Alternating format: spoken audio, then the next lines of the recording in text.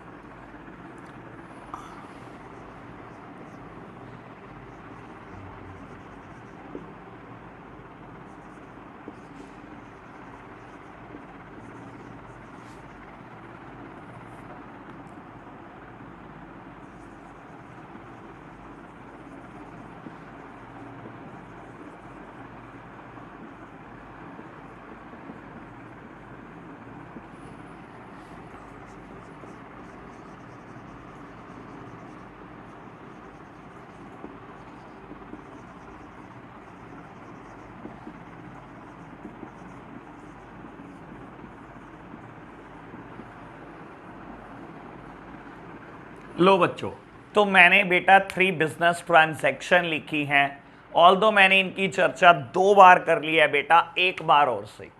बेटा आउटस्टैंडिंग और प्रीपेड पे मैंने बेटा कुछ ट्रांजैक्शन लिखे हैं। आओ इनको जर्नलाइज करते हैं हम सब मिलकर। प्यारे बच्चों, सबसे पहले बात हुई है salary for 1 month is due ₹12,000। बेटा ये आउटस्टैंडिंग सैलरी है, आउटस्टैंडिंग सैलरी। बेटा आउटस्टैंडिंग का मतलब ही क्या होता है बेटा? Due but not paid, due but not paid. बेटा ड्यू तो हो चुकी है, देनी तो चाहिए थी सैलरी, लेकिन बेटा आप दे नहीं पाए हो। तो मेरे प्यारे बच्चों, आपके वर्कर हैं, आपके लिए परफॉर्म कर चुके हैं बेटा, पूरा महीना काम कर लिया उन्होंने बेटा, लेकिन आप अभी सैलरी दे नहीं पाए हैं बेटा, जबकि सैलरी ड्यू हो चुकी है। तो क्या बेटा ये एक ऑब्लिगेशन है कि आपको फ्यूचर में पे करना है? हाँ बेटा, एक ऑब्लिगेशन है, एक सिरदर्दी है, एक रिस्पॉन्सिबिलिटी है कि फ्यूचर में पे करना है। तो प्यारे बच्चों ये है आउटस्टैंडिंग सैलरी। चलो जी करेंगे इसकी जर्नल एंट्री। बेटा आगे बढ़ो, कहता है rent is paid for 1 month in advance. बेटा आप रेंट पे कर चुके हो 1 महीने का फालतू। मेरे प्यारे बच्चों 12 महीने का रेंट पे करना था, आपने 13 महीने का रेंट पे कर दिया। तो क्या ये बेटा प्रीपेड है? बिल्कुल प्यारे बच्चों, it is a prepaid rent. Prepaid मतलब पेड इन एडवांस, और यही लिखा है बेटा कि आप एडवांस पे कर चुके हो प्यारे बच्चों। लो बेटा, तो क्या बेटा अभी आपके लिए लैंडलॉर्ड ने परफॉर्म करना है? बिल्कुल। आपकी दुकान है बेटा, आपने दुकान का रेंट 1 महीने का फालतू दे दिया। बाबू आप प्री पे कर चुके हो, देखो आपने पे कर दिया है, अभी लैंडलॉर्ड आपके लिए परफॉर्म करेगा। 1 महीने तक बेटा आपको शॉप इस्तेमाल करने की परमिशन देगा विदाउट एनी चार्जेस, क्योंकि आपने एडवांस पे किया है। तो बेटा उसने परफॉर्म करना है बेटा, that means prepaid rent is a asset for you. बेटा जब भी आप एडवांस पे करते हो ये आपके लिए एसेट होता है, और जब भी कोई चीज़ ड्यू होती है बेटा हमेशा आपके लिए लायबिलिटी होती है। बेटा कहता है commission is due but not yet paid 5,000। Again बेटा it is a outstanding commission. बाबू ड्यू हो चुकी है कमीशन लेकिन पे नहीं करा, तो मेरे प्यारे बच्चों ये भी आउटस्टैंडिंग कमीशन है, और ये भी आपके लिए लायबिलिटी है, एक रिस्पॉन्सिबिलिटी है कि फ्यूचर में तो आपको पे करना ही पड़ेगा। लो बेटा फटाफट से जर्नल एंट्री करते हैं इसकी, फटाफट से जर्नलाइज करते हैं इसको। Date, particulars, LF, amount debit, amount credit। लो बेटा पहली बिजनेस ट्रांजैक्शन को मैं जर्नलाइज करता हूं। कहता है आउटस्टैंडिंग सैलरी है 12,000 रुपए की। बेटा मैंने आपको ये बात सिखाई थी, सबसे पहले आप ये सोचना ये एसेट है या लायबिलिटी। बेटा आउटस्टैंडिंग एज अ लायबिलिटी कि आपको फ्यूचर में पे करना है, एक ऑब्लिगेशन है आपकी, और अगर ये आपकी लायबिलिटी है तो बेटा लायबिलिटी हमेशा क्रेडिट होती है। तो बेटा क्रेडिट साइड लिखो to outstanding salary, to outstanding salary. तो बेटा आपने लायबिलिटी रिकॉर्ड कर दिया है बेटा क्रेडिट साइड लिखकर। बाबू डेबिट साइड किसको लिखोगे, सामने वाली साइड किसको लिखोगे? मैंने कहा था एक्सपेंस का नाम लिखना बेटा, तो यहां पर खर्चा क्या है, सैलरी, तो मैंने सैलरी का नाम लिखा। Salary account debit to outstanding salary account being salary is due but not yet paid.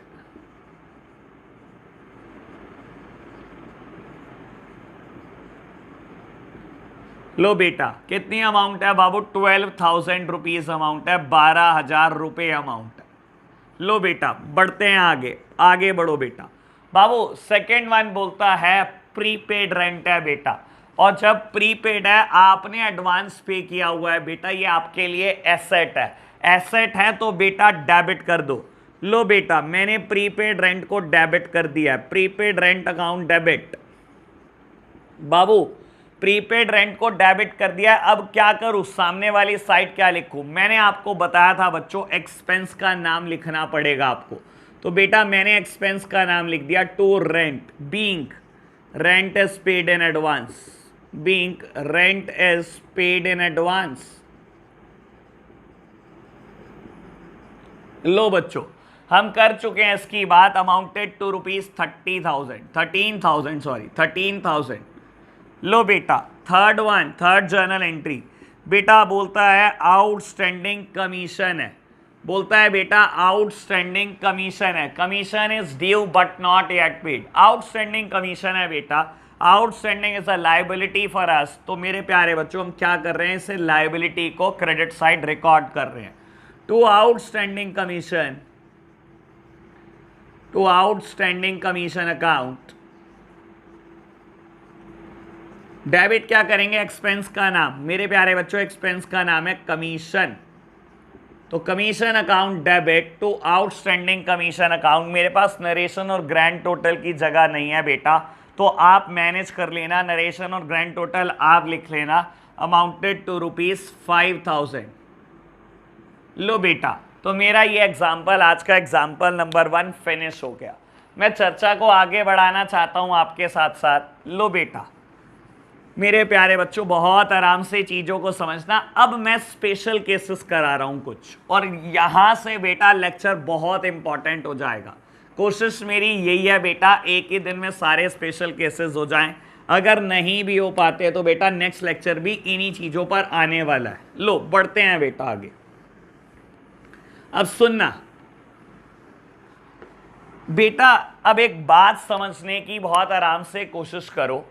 जैसे कभी ऐसे हुआ है कि आउटस्टैंडिंग कोई एक्सपेंस है, प्रीपेड कोई एक्सपेंस है, मैंने चर्चा की है इसकी, ऐसा हो जाता है बेटा कई बार कोई खर्चा ड्यू हो चुका है लेकिन पे नहीं कर पाए आप। कई बार ऐसा हो सकता है बेटा कोई खर्चा आपको एडवांस पे करना पड़ गया। क्या ये सेम बात इनकम के साथ नहीं हो सकती कि कोई इनकम आप अर्न कर चुके हो लेकिन बेटा रिसीव नहीं हुई? क्या ये बात ऐसे इनकम के साथ नहीं हो सकती कि कोई इनकम एडवांस रिसीव हो जाए आपको? तो बेटा जैसी चीज़ें एक्सपेंसेस के साथ हो सकती हैं, सेम वैसी चीज़ें बेटा इनकम के साथ भी हो सकती हैं। मेरे प्यारे बच्चों आज मेरे को इनकम पे चर्चा करनी है। लो सुनना मेरे प्यारे बच्चों, सुनो बहुत आराम से। Commission of rupees 3,000 is earned but not yet received हो सकता है बेटा जैसे एक्सपेंसेस ड्यू हो जाते हैं बेटा, पे नहीं करते, ठीक है ना, पे नहीं कर पाए आप, तो उसको आप आउटस्टैंडिंग बोलते हो। मेरे प्यारे बच्चों देखो क्या हो रहा है, कहता है कमीशन है 3,000 रुपए की, आप कमा तो चुके हो बेटा लेकिन अभी तक आपको रिसीव नहीं हुई। लेट सपोज कि मैं एक बात बोलता हूं बेटा, मान लो हम क्या करते हैं बेटा, जो प्रोपराइटर है, जो बिजनेस का प्रोपराइटर है, हम बिजनेस में बेटा बहुत सारी यूनिट को सेल्स करते हैं, बहुत सारी यूनिट बेचते हैं, बहुत सारे अलग अलग मैन्युफैक्चरर के ब्रांड बेचते हैं। लेट्स सपोज हम बेटा फुटवियर का बिजनेस करते हैं, बहुत अलग अलग मैन्युफैक्चरर के ब्रांड बेचते हैं। तो बेटा एक मैन्युफैक्चरर है फुटवियर में, लेट्स सपोज किसी का नाम ले लो बेटा, मान लो बाबू रेड टेप। मान लो रेड टेप ने बोला कि अगर आप हमारा 1 लाख रुपए का सामान बेच देते हो तो हम क्या करेंगे, आपको 3% कमीशन देंगे, यानी कि 3,000 रुपए कमीशन देंगे।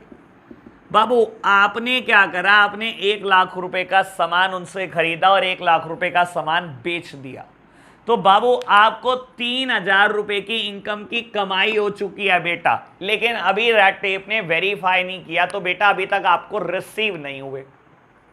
बाबू अगर कोई खर्चा ऐसा हो जाता है कि सैलरी ड्यू हो गई, एम्प्लॉय पूरे महीने काम कर चुका है लेकिन आप सैलरी दे नहीं पाए, तो बेटा आप उसको आउटस्टैंडिंग सैलरी बोलते हो, ठीक है ना। आउटस्टैंडिंग वर्ड का मतलब क्या होता है, expenses due but not yet paid.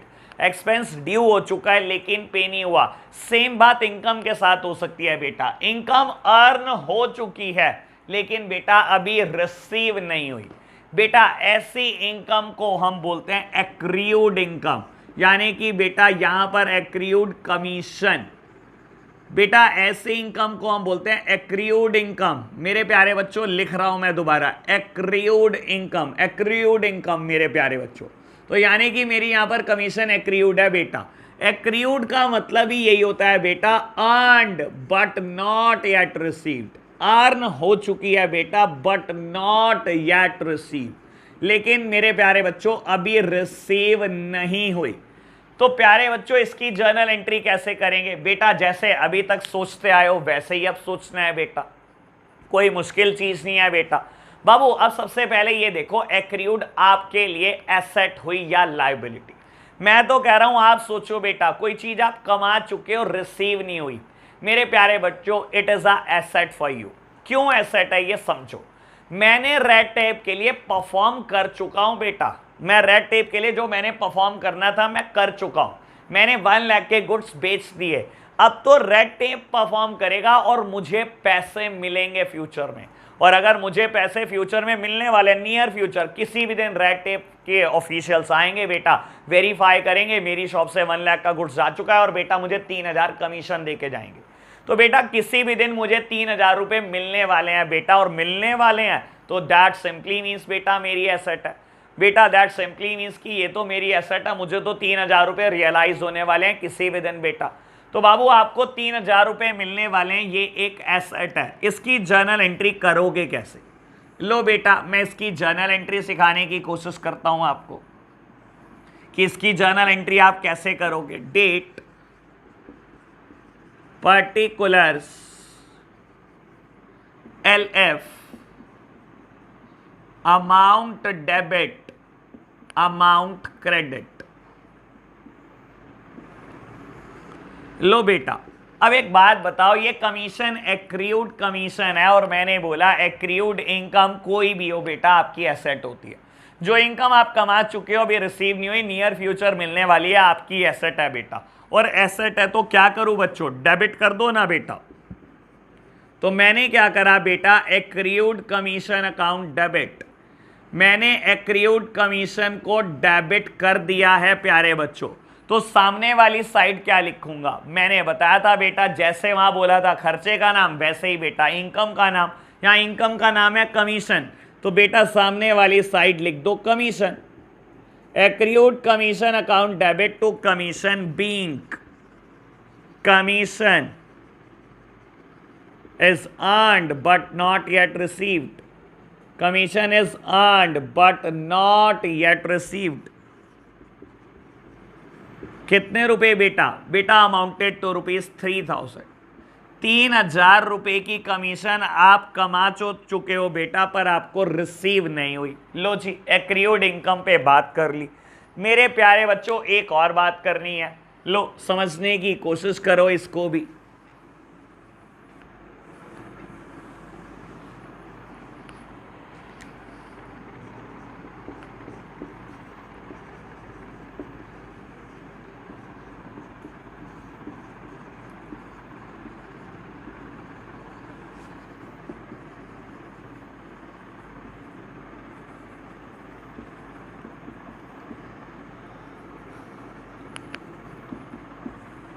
लो बेटा मैंने कुछ लिखा, बाबू जैसे खर्चे एडवांस भी पे किए जा सकते हैं वैसे इनकम भी तो एडवांस रिसीव हो सकती है।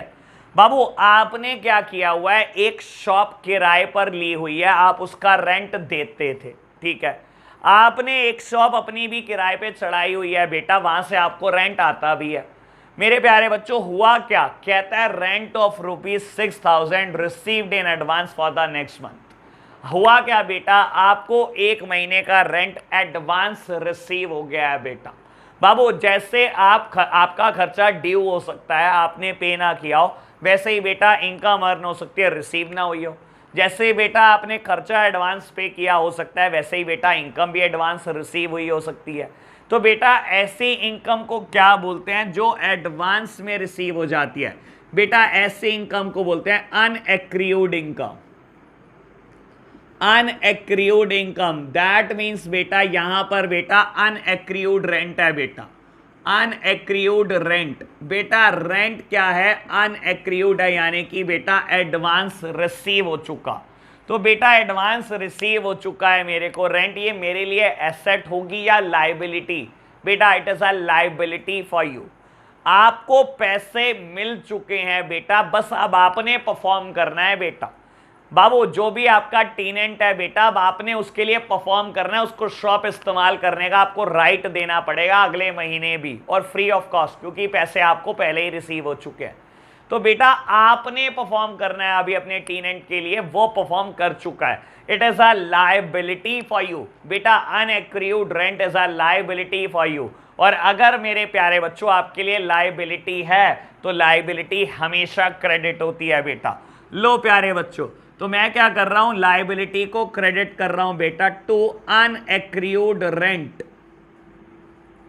To unaccrued rent account. और बेटा सामने वाली तरफ क्या लिखूं बेटा, इनकम का नाम rent account debit, rent account debit to unaccrued rent, और ब्रैकेट में क्या लिखोगे नरेशन में बेटा, being rent received in advance, rent received in advance amounted to rupees, amount है बेटा 6,000 रुपीज। लो बेटा तो मैंने चर्चा कर दी आज आउटस्टैंडिंग और प्रीपेड पर, ये चर्चा हमारी पुरानी है।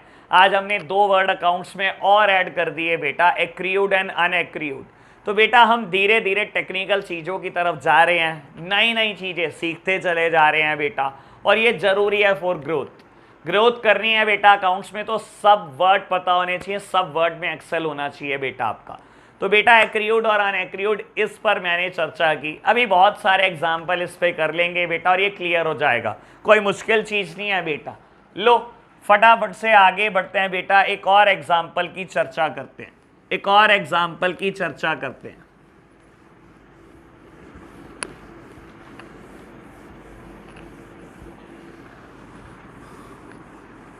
आज का बेटा एग्जाम्पल नंबर 2, सारे स्पेशल केसेस होने वाले हैं बेटा आज, तगड़े तगड़े। आज का एग्जाम्पल नंबर 2, लो बच्चों एग्जाम्पल नंबर 2 की मैं बात करने जा रहा हूं, सुनना बहुत आराम से।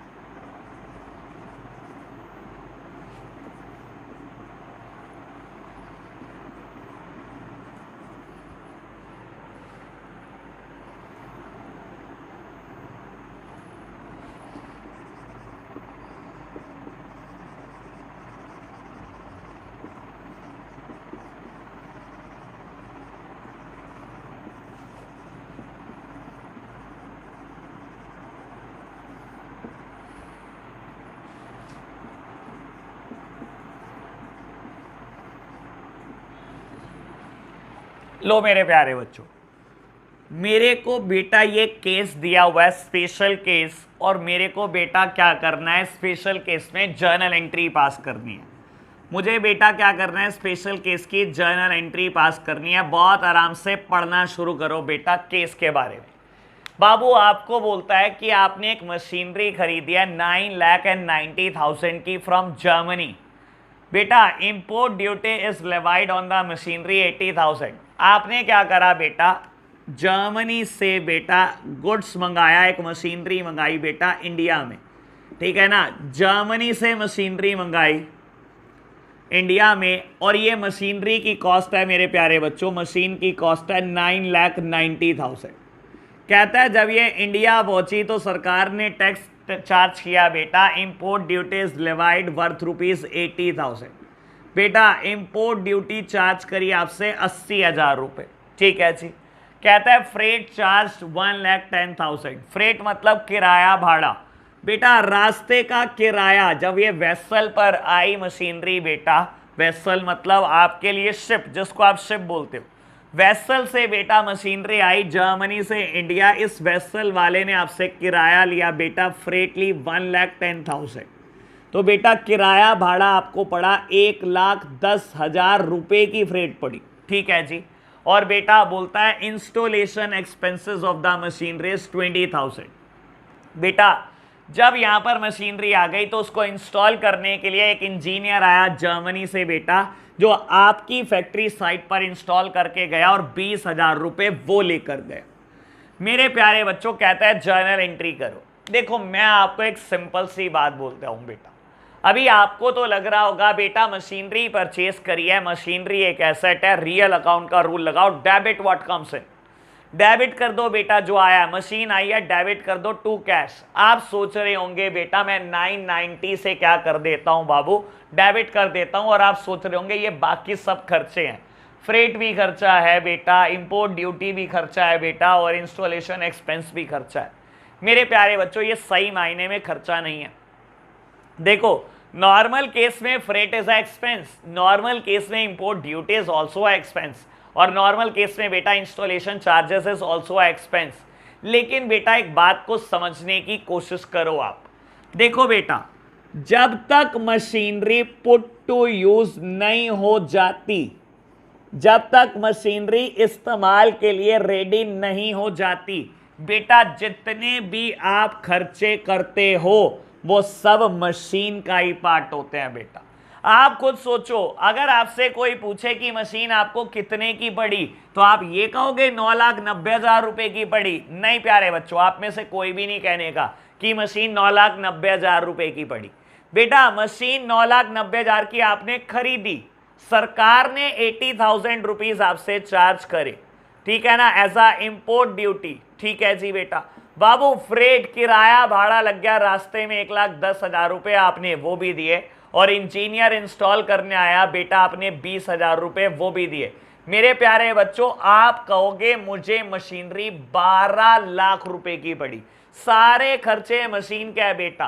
बाबू मशीनरी इंस्टॉलेशन के बाद इस्तेमाल के लिए रेडी होती है, सुन लो, मशीनरी इंस्टॉलेशन के बाद इस्तेमाल के लिए रेडी होती है बेटा।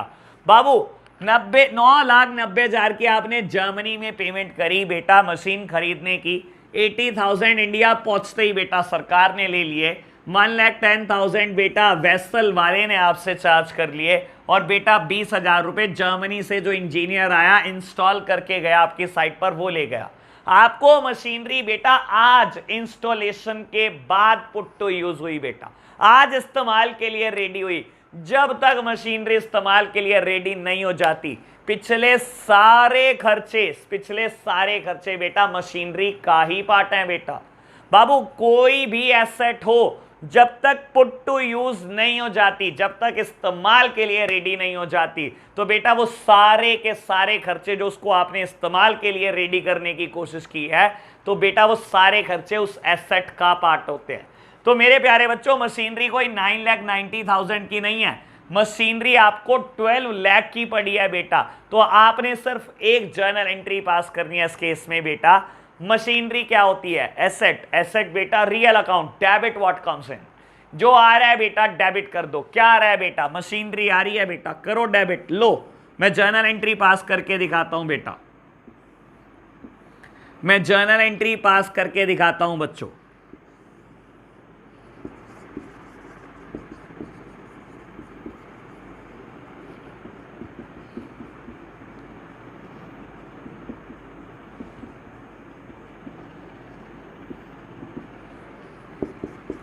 बाबू जो आ रहा है डेबिट कर दो। Debit what comes in, machinery आ रही है बेटा, डेबिट कर दो बेटा। जा क्या रहा है? जेब से कैश जा रहा है बेटा, कैश जाने पर क्रेडिट कर दो। Being machinery purchased and installed, being machinery purchased and installed. बेटा मशीनरी परचेज कराई और आज इंस्टॉल करा लिया। इंस्टॉल कराने तक के सारे खर्चे बेटा मशीनरी में जुड़ जाएंगे। तो बेटा मशीनरी कोई 9,90,000 की नहीं पड़ी, मशीनरी आपको 12 लाख रुपीस की पड़ी है बेटा। तो ये एक नई बात थी जो मुझे समझानी थी बेटा, कि जब तक मशीनरी पुट टू यूज नहीं हो जाती तब तक के सारे खर्चे मशीनरी का ही पार्ट होते हैं बेटा। लो बेटा, तो इतनी चर्चा मैंने आपके साथ कर ली है बेटा। अब मैं इसको रब करता हूं और कुछ बातों को आगे बढ़ाता हूं बेटा। लो मैं इसको रब कर रहा हूं और कुछ और स्पेशल केस का जिक्र करते हैं। तो बेटा आज मैं नई बातें एक्रियूड पर कर चुका हूं, अनएक्रियूड इनकम पर कर चुका हूं, और अब मैंने एक एसेट की बात कर ली बेटा। लो और भी बातें करूंगा आपके साथ साथ।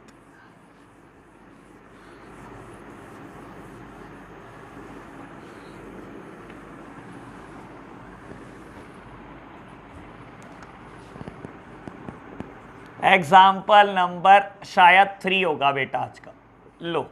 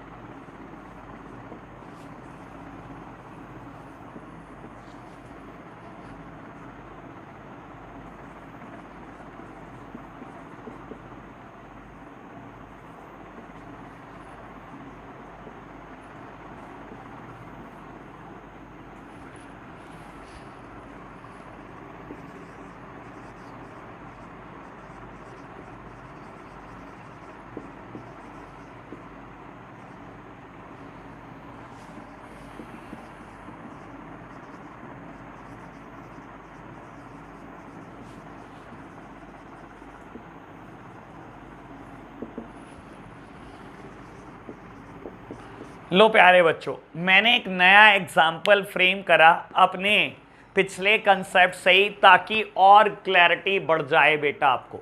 लो समझने की कोशिश करेंगे मेरे प्यारे बच्चे। मैंने बोला बेटा एक land, a land worth ₹6 lakh was purchased. एक लैंड खरीदी बेटा आपने 6 लाख रुपए की, और उसके ऊपर कंस्ट्रक्शन करने लगे हो आप एक बिल्डिंग को। तो आपने लिखा कि construction cost of building is as follow. बेटा कुछ कंस्ट्रक्शन की कॉस्ट आई है बिल्डिंग खड़ी करने की। ईंटें लग गई हैं बेटा 20,000 रुपए की, सीमेंट लग गया है बेटा 1,20,000 रुपए का, और बेटा कुछ स्टील का काम कराया आपने, स्टील लग गया 60,000 रुपए का।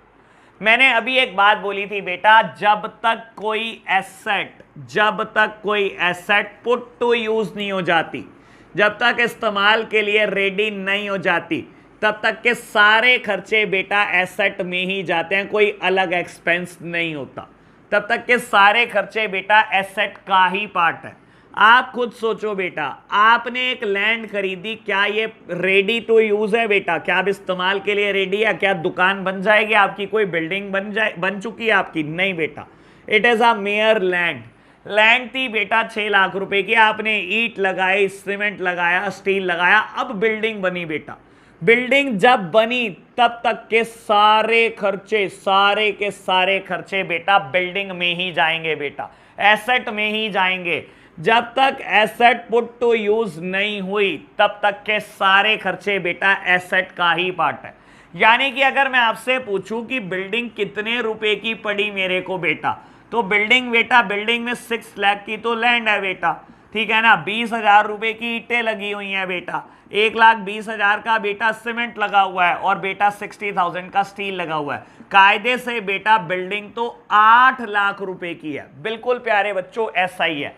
जब तक एसेट पुट टू यूज नहीं हो जाती, जब तक एसेट इस्तेमाल के लिए रेडी नहीं हो जाती, तब तक के सारे खर्चे बेटा एसेट्स में ही जाते हैं। तो ये था बेटा मेरा पहली जर्नल एंट्री पे एनालिसिस। दूसरी पे करेंगे बेटा, पहली की बात खत्म करते हैं। लो बेटा, तो मैं बेटा जर्नलाइज कर रहा हूं इसको। मैंने लिखा date, particulars, ledger folio, amount debit, amount credit. लो बेटा जर्नलाइज कर रहा हूं बेटा इसको। बाबू अब सिंपल सी बात है, बिल्डिंग क्या है? एक एसेट। एसेट पे रूल रखते हैं बेटा रियल अकाउंट के, जो क्या कहता है? डेबिट व्हाट कम्स इन। जो आ रहा है प्यारे बच्चों उसको डेबिट कर दो। तो मेरे प्यारे बच्चों, मेरे बिजनेस में बिल्डिंग आ रही है, मैं डेबिट कर दूंगा। Building account debit, building account debit to, मेरे प्यारे बच्चों कैश जा रहा है जेब से, तो बेटा कैश क्रेडिट कर दूंगा। Being land purchased and building constructed. बेटा आपने लैंड परचेज करके बिल्डिंग को कंस्ट्रक्ट किया है बेटा, तो आपको बिल्डिंग की कॉस्ट आई है बेटा 8 लाख रुपीस। जब तक बिल्डिंग पुट टू यूज नहीं हो गई तब तक के सारे खर्चे बेटा बिल्डिंग में ही जाएंगे। लो जी, सेकेंड जर्नल एंट्री की बात करते हैं। कहता है depreciation of 10% per annum is charged on building. बेटा बहुत बहुत काम की बात है बेटा। बाबू डेप्रीसिएशन पे थ्योरेटिकली मैंने बहुत चर्चा की है, आज प्रैक्टिकली एक बात करने जा रहा हूं। जर्नल एंट्री पहली बार डिस्कस हो रही है इसकी। बेटा डेप्रीसिएशन क्या होता है? याद करो, बड़ी धुंधली धुंधली यादें हैं। मैंने एक बात बोली थी, डेप्रीसिएशन क्या होता है बेटा? Fall in the value of fixed assets due to normal wear and tear, expected obsolescence की बात करी थी मैंने बेटा, चेंज इन टेक्नोलॉजी की बात की थी मैंने, याद करो बेटा, पैसेज ऑफ टाइम की मैंने बात की थी। बेटा डेप्रीसिएशन क्या होता है? एसेट का इस्तेमाल करने पर बेटा एसेट की वैल्यू कम होनी शुरू हो जाती है बेटा, उसे ही डेप्रीसिएशन बोलते हैं। मैं कोई भी एसेट ले लो, अगर मैं उसका इस्तेमाल करता जाता हूं उसकी वैल्यू गिरती जाती है बेटा। मैं बोलता हूं आपने अपने घर की कंस्ट्रक्शन करी, 25 लाख रुपए लगाए और 2 साल आप उस घर में रह चुके हो बेटा, होगा पता है क्या बेटा? कभी भी कोई कंस्ट्रक्शन के पैसे पूरे नहीं देगा, हमेशा बेटा लैंड के पैसे ज्यादा मिलते हैं बेटा। बिल्डिंग के पैसे तो हमेशा ही कम मिलते हैं बेटा। लैंड के अगर पैसे ज्यादा मिल भी गए तो लोग कहेंगे ये तो सर पुरानी कंस्ट्रक्शन है, 2 साल पुरानी है, टूट फूट हो गई, आप रह रहे थे, दरवाजा घिस गया, फर्श घिस गया, ये हो गया, टाइल टूट गई, ये हो गया, वो हो गया। मेरे प्यारे बच्चों, जब भी हम किसी एसेट का इस्तेमाल करते हैं तो वो एसेट कहीं ना कहीं अपनी वैल्यू खोना शुरू कर देता है बेटा, उसे ही डेप्रीसिएशन कहते हैं। हमेशा एसेट का इस्तेमाल करने से बेटा एसेट की वैल्यू खोती है, फिक्स्ड एसेट्स की वैल्यू खोती है बेटा। तो डेप्रीसिएशन क्या होता है? Fall in the value of fixed assets due to normal wear and tear, expected obsolescence, passage of time. बाबू ये चर्चा मैंने पहले भी की थी आपके साथ। ये कहता है 10% बिल्डिंग पे डेप्रीसिएशन लगाना है, यानी कि बेटा 10% से बिल्डिंग की वैल्यू कम हो गई है बेटा। बाबू बहुत आराम से सोचते चलो, मुझे डेप्रीसिएशन चार्ज करना है बेटा बिल्डिंग पे 10%। अब ये 2 अकाउंट पर इफेक्ट डालेगा, एक डेप्रीसिएशन पर और बेटा दूसरा बिल्डिंग पर। बिल्डिंग एक एसेट है बेटा, इसका रूल देखो रियल अकाउंट का, डेबिट व्हाट कम्स इन। आ रही है तो डेबिट कर दो, क्रेडिट व्हाट गोज आउट। अगर जा रही है बेटा तो क्रेडिट कर दो। बेटा यहाँ बिल्डिंग कम हो रही है, अगर मैं उसका इस्तेमाल कर रहा हूं बेटा तो बिल्डिंग की वैल्यू कम हो रही है, कहीं ना कहीं वो अपनी वैल्यू खो रही है, और ये क्या कहता है, क्रेडिट व्हाट गोज आउट। अगर बेटा बिल्डिंग की वैल्यू कम हो रही है, कुछ चीज जा रही है बेटा, तो उसको कम कर दो, उसको क्रेडिट कर दो मेरे प्यारे बच्चों। तो यानी कि ये तो बोलता है बिल्डिंग को क्रेडिट कर दो। Depreciation is a expense for business, ये तो बाबू बिजनेस का खर्चा है बेटा। और आपको पता है बेटा रूल क्या है नॉमिनल अकाउंट के, नॉमिनल अकाउंट कहता है debit all the expenses and losses. बेटा depreciation is a normal business expense, ये बिजनेस के लिए खर्चा है। बिजनेस में मैं बहुत सारी एसेट यूज करता रहता हूं, just like plant and machinery, furniture, fixtures, buildings, तो बेटा कहीं ना कहीं अपनी वैल्यू खत्म करते चले जाते हैं। अगर मैं मशीनरी का रोज इस्तेमाल कर रहा हूं बेटा, मेरी ऑर्गेनाइजेशन में 50 मशीनरी है, तो कहीं ना कहीं बेटा मशीनरी की वैल्यू रोज गिर रही है बेटा। जब जब फिक्स एसेट्स इस्तेमाल होंगी बेटा, कहीं ना कहीं उनकी वैल्यू गिरती चली जाएगी। तो डेप्रीसिएशन बिजनेस में एक नॉर्मल होने वाला खर्चा है बेटा। तो बाबू बाकी सारे खर्चों की तरह इसके ऊपर भी नॉमिनल अकाउंट के रूल रखते हैं, और ये कहता है debit all the expenses and credit all the income and gain. बेटा सारे एक्सपेंसेस सारे लॉसेस डेबिट होते हैं, तो डेप्रीसिएशन भी डेबिट कर दो बेटा। तो मैं डेबिट कर रहा हूं डेप्रीसिएशन अकाउंट। और मेरे प्यारे बच्चों मैं आपको पहले भी बोल चुका हूं, अगर किसी चीज का इफेक्ट कम करना हो तो साइड बदल दो। बिल्डिंग थी तो 8 लाख रुपए की, लेकिन 10% इसकी वैल्यू गिर चुकी है बेटा इस्तेमाल कर करके। बेटा जब इसकी वैल्यू गिर चुकी है बेटा 10%, तो प्यारे बच्चों इसका इफेक्ट आपको कम करना है, और कम करने के लिए बेटा आपको क्रेडिट करना पड़ेगा बेटा। तो मैंने क्रेडिट कर दिया, मैंने रूल से भी समझाया, और मैंने बेटा वैसे एनालिसिस से भी समझाया। तो डेप्रीसिएशन आपको चार्ज करना है 8 लाख का 10%, that means 80,000, that means 80,000 being debt charged on the building, being depreciation charged on the building।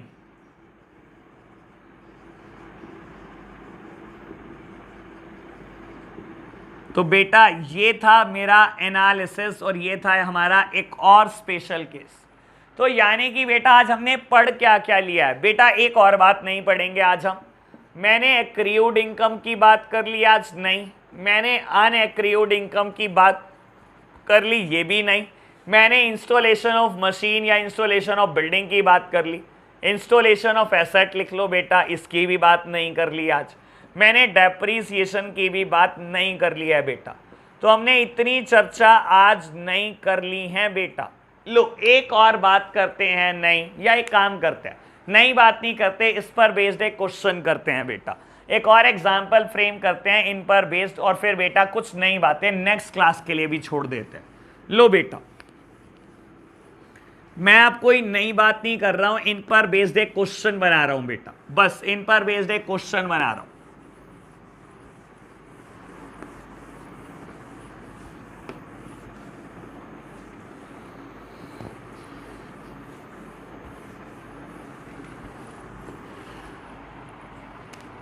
एक और एग्जाम्पल आज के लिए, शायद नंबर इसका 4 है बेटा।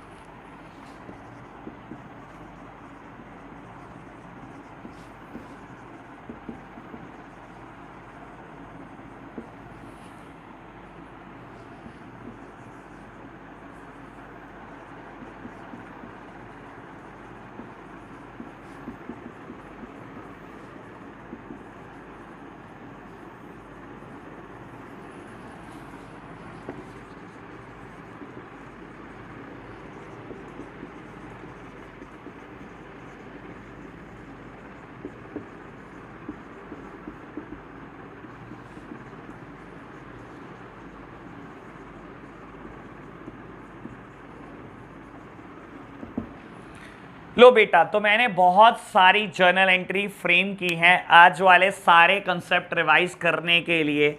मैं जल्दी से जर्नल एंट्री का फॉर्मेट बनाता हूं बेटा और फटाफट से इनको जर्नलाइज करते हैं। देखो बेटा, अगर कोई बच्चा ट्राई कर सकता है तो बेटा पोस्ट करके ट्राई करे, मुझे बहुत अच्छा लगेगा। बाद में आप सॉल्यूशन मैच कर लेना। मैं चाहता हूं 100% स्ट्रेंथ मुझे पोस्ट कर ले यहाँ पर। और बेटा खुद से ट्राई करो, नहीं होगा तो बेटा सारा सॉल्यूशन देख लेना। लो प्यारे बच्चों, तो मैं पहली ट्रांजैक्शन को जर्नलाइज करता हूं। कहता है salary of 8,000 is due but not yet paid. मेरे प्यारे बच्चों, दैट मीन्स आउटस्टैंडिंग सैलरी, और आउटस्टैंडिंग बेटा हमेशा लायबिलिटी होती है बेटा। फ्यूचर में तो पे करोगे ही ना सैलरी बेटा, तो आपके ऊपर एक परमानेंट बर्डन है बेटा ये। तो प्यारे बच्चों लायबिलिटी है, फटाफट से क्रेडिट कर दो। तो मैंने क्रेडिट कर दिया फटाफट से आउटस्टैंडिंग सैलरी अकाउंट को। डेबिट क्या करूं बेटा, एक्सपेंस का नाम salary account debit to outstanding salary being salary is due, being salary is due but not yet paid, but not yet paid.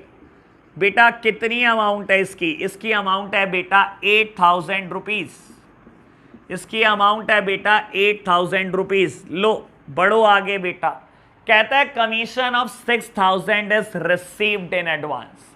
6,000 रुपए की कमीशन एडवांस आ गई बेटा। मेरे प्यारे बच्चों ये क्या है, ये एक इनकम है। जब 6,000 रुपए आपको मिल चुके हैं एडवांस में, क्यों मिले होंगे, आपने इनकम कमाई होगी। और बेटा ये एक अनएक्रूड इनकम है, यानी कि बेटा ये अनएक्रूड कमीशन है। बेटा जो इनकम एडवांस रिसीव हो जाती है उसके लिए हम वर्ड लगाते हैं अनएक्रूड, और अनएक्रूड भी लायबिलिटी होती है। बेटा जब ये एडवांस रिसीव हो चुकी है that means you have to perform. अभी बेटा मेरे को पैसे मिल चुके हैं, मुझे परफॉर्म करना है बेटा किसी ना किसी के लिए। तो प्यारे बच्चों ये आपके लिए लायबिलिटी है कि अभी आपको परफॉर्म करना है। अगेन बेटा liability credit to unaccrued commission, to unaccrued commission. लो प्यारे बच्चों, तो डेबिट किसको करूं, इनकम का नाम commission account debit, commission account debit to unaccrued commission account being commission received in advance, being commission received in advance amounted to rupees 6,000। लो प्यारे बच्चों, मैंने क्या करा, मैंने बेटा एक पहली एंट्री आउटस्टैंडिंग की कर दी, दूसरी अनएक्रूड इनकम की भी कर दी है बेटा। लो बढ़ते हैं आगे, मुझे स्पेस की रिक्वायरमेंट है बेटा, मैं एक बार रब कर लेता हूं इसको।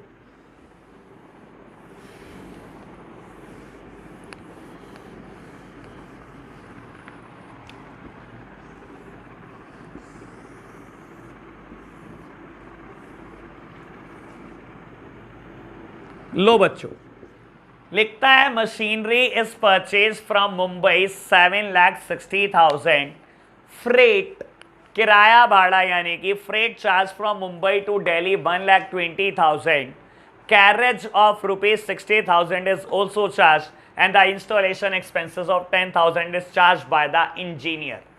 मेरे प्यारे बच्चों आपने मुंबई से मशीनरी खरीदी, ठीक है जी बाबू, ठीक है, मुंबई से आपने मशीनरी खरीदी और आपका बिजनेस दिल्ली में है। मुझे वर्ड पढ़कर समझ आया बेटा। बाबू मशीनरी यहां पर खरीदी 760 की, और रास्ते का किराया भाड़ा बेटा, फ्रेट मतलब किराया भाड़ा जो रास्ते में लगा, फ्रेट चार्जेस बेटा किसी भी ट्रांसपोर्ट कंपनी ने आपसे चार्ज करे 1,20,000, ठीक है जी बेटा। और उसके बाद बोलता है कैरेज भी लगी 60,000, carriage is also a expense. Carriage का मतलब होता है ढुलाई।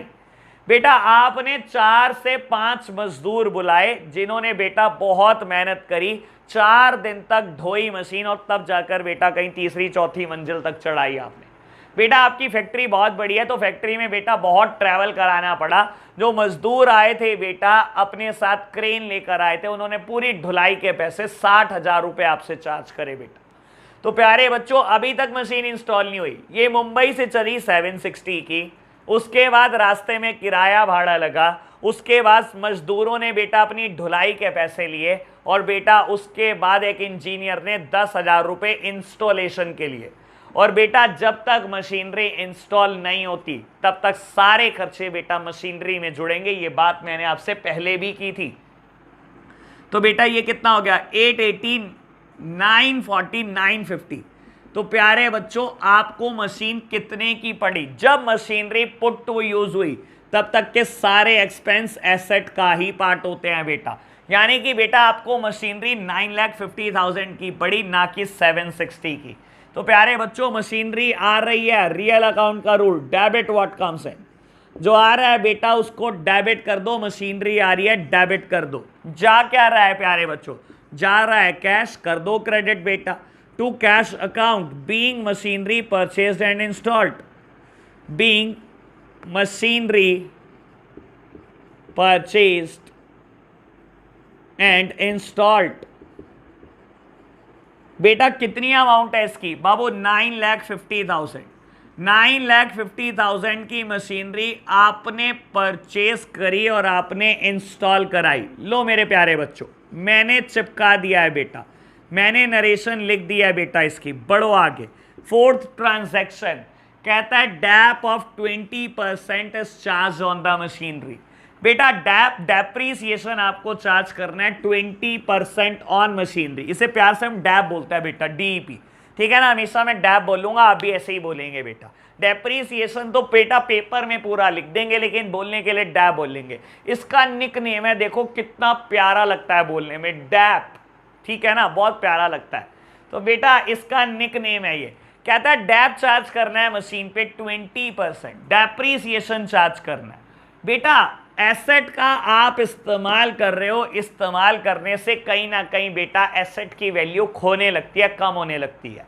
तो बेटा एसेट हमेशा डेबिट होती है और अगर बेटा इसको कम करना हो, इसका इफेक्ट कम करना हो तो बेटा साइड बदल दो।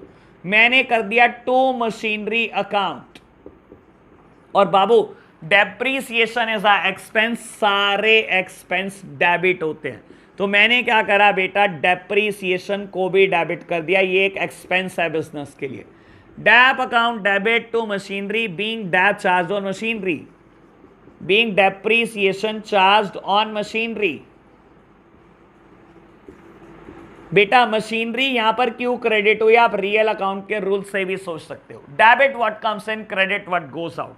बेटा मशीनरी कम हो रही है, क्रेडिट व्हाट गोज आउट, जो जा रहा है बेटा कम कर दो बेटा। बाबू ये कम हो रहा है बेटा, ये जा रहा है बिजनेस से, कहीं ना कहीं मशीनरी की वैल्यू खोई जा रही है बेटा, तो मुझे इसको क्रेडिट करना पड़ा। कितनी अमाउंट से बेटा 20%। तो बेटा आप 950 का 20% निकाल लेना, इट इज 1,90,000। तो यहां पर बेटा मेरा ये एग्जाम्पल भी फिनिश हो जाता है। तो बेटा आज मैंने जितनी बातें सीखी उसका एनालिसिस भी करा दिया। आप एक काम करना, क्वेश्चन नंबर 14A ट्राई कर लेना बेटा। DK Goyal question number 14A करके आना बेटा, ये आपके लिए होमवर्क है आज के लेक्चर का। तो आज के लिए बच्चों हम इतना ही रखते हैं, बाय बाय।